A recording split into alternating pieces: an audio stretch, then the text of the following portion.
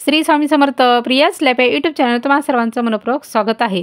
कार्तिकी अमावस्याला विशेष असं महत्त्व आहे. कार्तिकी अमावस्ये दिवशी स्नान आणि दानाला विशेष असं महत्त्व आहे. या दिवशी आपण स्नान आणि दान केल्याने आपल्या जीवनामध्ये येणाऱ्या सर्व पापांचा, सर्व संकटांचा नाश आहे तो होतो. त्यामुळे कार्तिकी अमावस्येला आपल्याला काही खास उपाय आहेत ते करायचे आहेत.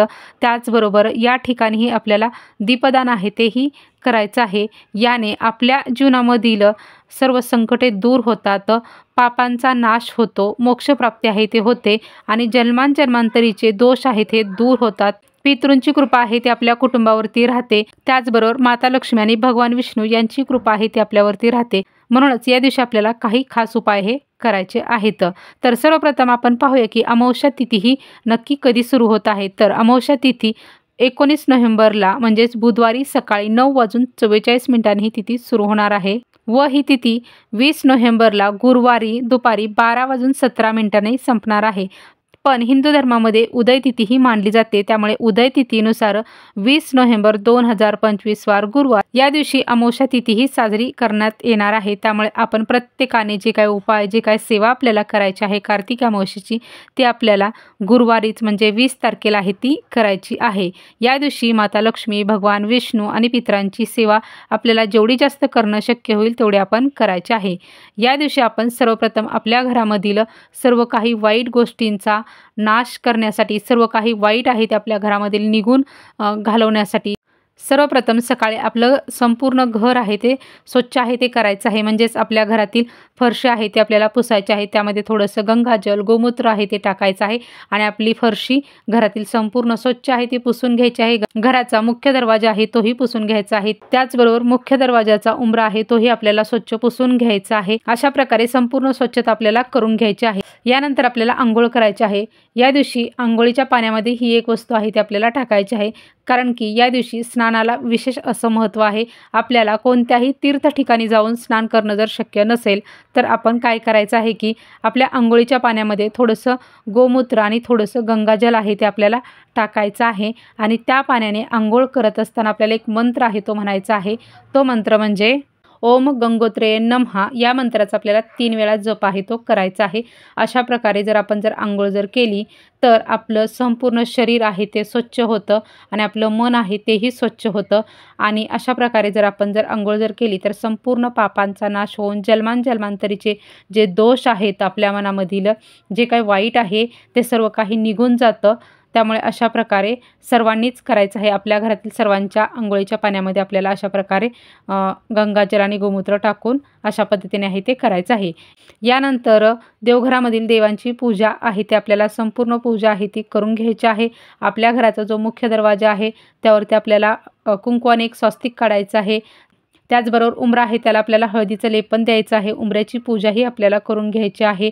अशा प्रकारे आपलं संपूर्ण घर आहे ते स्वच्छ करून अशा प्रकारे आपल्याला पूजा ही संपूर्ण करून घ्यायचं आहे. याने आपल्या घरामध्ये माता लक्ष्मी, भगवान विष्णू यांची कृपा, आशीर्वाद आहे तो राहतो. त्यांचा वास आहे तोही आपल्या घरामध्ये राहतो.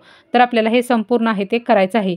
या दिवशी दानाला विशेष असं महत्त्व आहे. त्यामुळे या दिवशी आपण आपल्या यथाशक्तीनुसार दान आहे ते करायचं आहे. म्हणजे आपल्याला जेवढं शक्य आहे तेवढ्या पटीमध्ये आपण दान करायचं आहे. तुम्ही वस्त्रदान करू शकता आणि सर्वात महान दान आहे ते म्हणजे अन्नदान.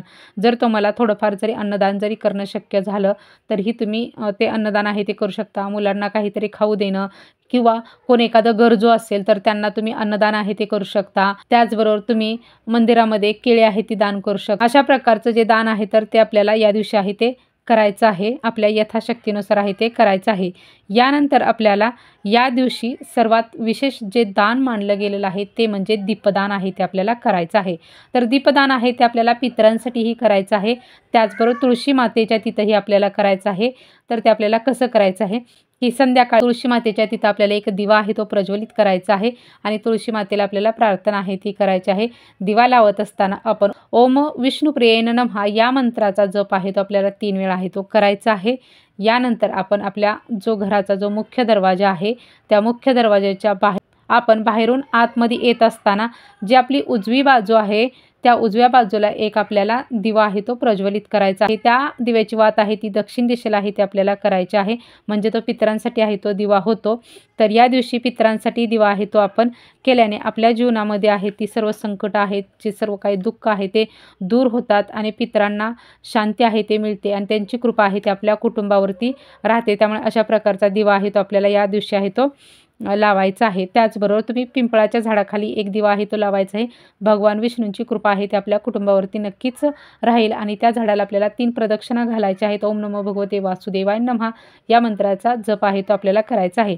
त्याचबरोबर आपलं जे देवघर आहे त्याही ठिकाणी आपल्याला एक तुपाचा दिवा लावायचा आहे। याने माता लक्ष्मीची कृपा आहे ते आपल्या कुटुंबावरती राहील आणि माता लक्ष्मी, भगवान विष्णू यांचा आशीर्वाद आणि यांचा वास आहे तो आपल्या घरामध्ये कायमस्वरूपी टिकून राहील। कार्तिकी अमावस्येला विशेष असं महत्त्व आहे, त्यामुळे प्रत्येकाने या दिवशी दीपदान आहे ते करायचं आहे पितरांसाठी आणि तुळशी मातेच्या तिथंही आपल्याला दिवा आहे तो जरूर आहे ते लावायचा आहे। हे नक्कीच तुम्ही उपाय आहे ते जरूर करा या दिवशी, कारण की जरी या दिवशी अंधकार जरी असला तर तो अंधकार दूर करण्यासाठी या दिवशी दीपदान आहे ते केलं जातं आणि याला विशेष असं महत्त्व आहे। आपल्या जीवनातील अंधकार आहे तो दूर होतो, म्हणून अशा प्रकारचं दीपदान आहे ते या दिवशी आपल्याला जरूर करायचं आहे।